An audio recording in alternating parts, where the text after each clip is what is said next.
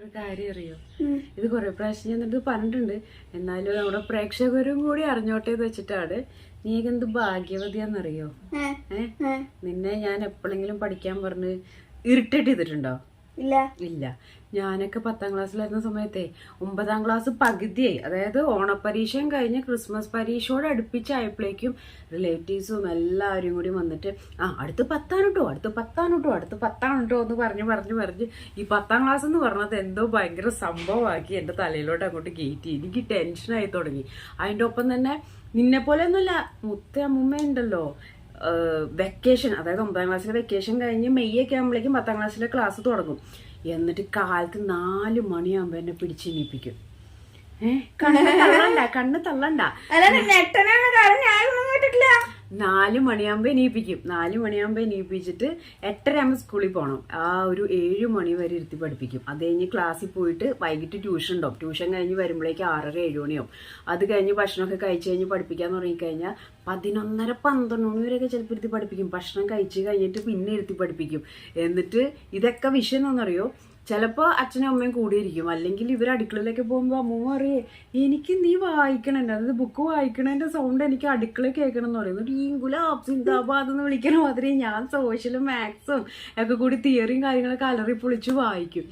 വെറുത്ത് പോയിട്ടുണ്ട് 10ാം ക്ലാസ് അല്ലെങ്കിൽ സ്കൂൾ ജീവിതം എന്ന് പറഞ്ഞിട്ടുണ്ടെങ്കിൽ. അതൊക്കെ ആലോചിക്കുമ്പോൾ ഞാൻ ഓർക്കും, നീയൊക്കെ എന്ത് ഫ്രീ ആയിട്ടാണ്. പഠിക്കല്ലേ മന്നോ, പഠിക്കാം എന്ന് പറഞ്ഞാൽ ആ വഴിക്ക് ഒരു പോക്ക്. ഇപ്പോഴും പറയുന്നുണ്ട് പഠിക്കൂ.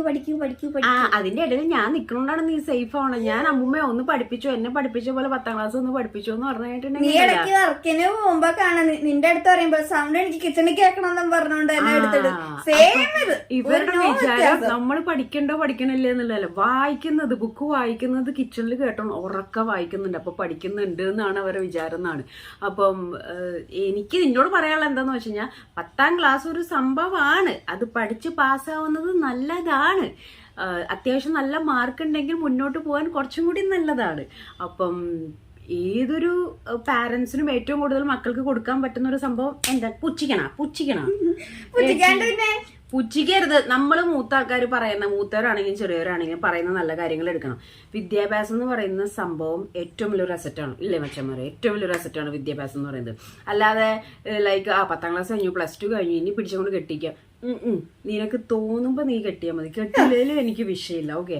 പക്ഷെ എഡ്യൂക്കേഷൻ എന്ന് പറയുന്ന സംഭവം ഒരു ബേസിനാണ്. അത് സെറ്റാക്കി എടുക്കണം. അവരെന്നെ ഭ്രാന്താക്കിയ പോലെ ഞാൻ നിന്നെ ഭ്രാന്താക്കാത്തത് അത് എത്രത്തോളം ഓക്വേർഡാണെന്ന് എനിക്ക് ഫീൽ ചെയ്തുകൊണ്ടാണ്. അപ്പോൾ ഉഴപ്പൊക്കെ നല്ലതാണ്, പക്ഷെ എൻ്റെ ഇടയിൽ കൂടെ പഠിത്തവും നല്ലതാണ്. എല്ലാം വേണം, പക്ഷെ ഒരാവശ്യത്തിന്. പടി എന്ന് പറഞ്ഞാൽ കമ്പയർ ചെയ്യാൻ ഒന്നിനും ഞാൻ വരുന്നില്ല. പക്ഷെ ഫുഡ് കഴിക്കുന്ന നീ കാണിക്കുന്ന ഒരു ആത്മാർത്ഥത ഇല്ലേ, ഒരു ഡെഡിക്കേഷൻ ഇല്ലേ, ആ ഒരു കോൺട്രിബ്യൂഷൻ ഇല്ലേ, അത് വല്ലപ്പോഴൊക്കെ പഠിത്തത്തിനും കൊടുക്കാം. ഈ കണ്ടന്റ് ആശാത്തിക്ക് ഇഷ്ടമായിട്ടില്ല, കാരണം പഠന കണ്ടന്റ് ആയതുകൊണ്ട്. ആൾക്ക് വരയ്ക്കാനും ആർട്സും ഡാൻസും പാട്ടും യൂട്യൂബിൽ ഓരോ ട്രിക്സ് നോക്കിയിരിക്കാനും കണ്ടന്റ് ക്രിയേഷനൊക്കെയാണ് ഇഷ്ടം. പഠിത്തത്തിനോട് ഞാൻ അത്രയും അങ്ങോട്ട് ഫോഴ്സ് ചെയ്യാത്തതുകൊണ്ട് തന്നെ ആൾ പഠിക്കും. സമയമാകുമ്പോൾ ചിലപ്പോൾ ഈ പറഞ്ഞ മാതിരി രാത്രി 11 മണി വരെയൊക്കെ ഇരുന്ന് അവളുടെ ഇഷ്ടത്തിന് ഇരുന്ന് പഠിക്കും. കിടക്കാൻ വന്ന് പറഞ്ഞാലും കിടക്കത്തൊന്നുമില്ല, പഠിക്കും. പക്ഷെ ഞാൻ എൻ്റെ ഒരു ഓർമ്മകൾ അയവിറക്കിയതാണ്. എൻ്റെ 10ാം ക്ലാസ് ജീവിതം 9ാം ക്ലാസ് 10ാം ക്ലാസ് എന്നൊക്കെ പറഞ്ഞു കഴിഞ്ഞാൽ മലയാളി പഠിച്ചിട്ടില്ല. അല്ല, മെമ്മറീസ് എന്താ പറയാ, നൊസ്റ്റു പറഞ്ഞതാണ്. വൃത്തികെട്ട ഒരവസ്ഥയായിരുന്നു. കാരണം കുത്തിയിരുത്തി പഠിപ്പിക്കലും എന്റെ പൊന്നു എന്നൊക്കെ പിച്ച് പൊളിച്ചിട്ടുണ്ട്. മാത്സിനൊക്കെ മാർക്ക് കുറഞ്ഞിട്ട് ഇവിടെ ഇങ്ങനെ പാട് വീഴുമായിരുന്നു. അടി വേറെ. ഞങ്ങൾ സ്കൂളിൽ പഠിക്കുന്ന സമയത്തൊക്കെ ഞങ്ങൾ ടീച്ചേഴ്സ് അടിക്കുമായിരുന്നു കേട്ടോ. ഇങ്ങനെ അടിച്ച് കഴിഞ്ഞിട്ടുണ്ടെങ്കിൽ കൈ കൂടി ഇങ്ങനെ കറങ്ങി വരും സാധനം. അതൊന്നും ഇവൾക്കില്ല. ഇവളാരെങ്കിലും തൊട്ട് കഴിഞ്ഞിട്ടുണ്ടെങ്കിൽ ഞാൻ അവനെ വലിച്ചു കീറും. കാരണം ഷീസ് മൈൻ, ആള് എന്റെ ഒരു പക്ഷെ പഠിച്ചില്ലെങ്കിൽ ഞെക്കിക്കുള്ളി.